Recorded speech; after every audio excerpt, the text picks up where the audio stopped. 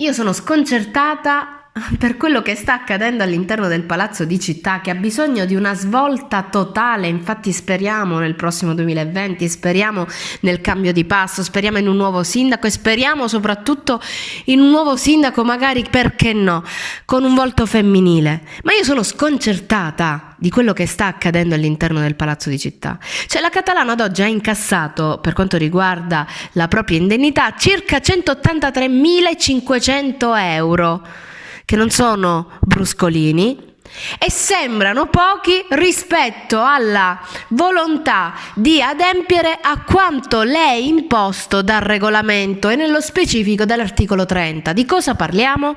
L'articolo 30 del regolamento comunale impone al presidente del consiglio comunale, che incassa ben 3.600 e rotti euro mensili, di relazionare, visto che è anello di congiunzione tra gli uffici e il consiglio comunale, tra l'amministrazione e il consiglio comunale, nonché garante dello stesso consiglio comunale, di relazionare ogni 3 mesi. Fatevi calcoli, abbiamo già superato il 4º anno di quanti trimestri sono stati superati e sono passati. Deve relazionare appunto in consiglio comunale sugli esiti delle interrogazioni scritte, che non sono altro che degli atti ispettivi dei vari consiglieri nei confronti dell'amministrazione. A cosa serve questo?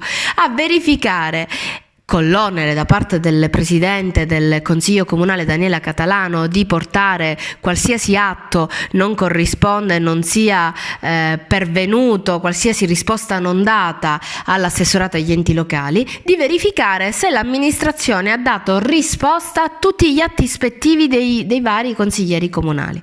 Ebbene, per tutta risposta, visto che è una segnalazione, una richiesta fatta di adempimento al regolamento, quindi nulla di inventato, fatta da me mesi fa, per tutta risposta io vedo degli articoli di giornale che fanno riferimento a un verbale della 6ª commissione, che è formata evidentemente soltanto da consiglieri di maggioranza per far passare una porcata del genere.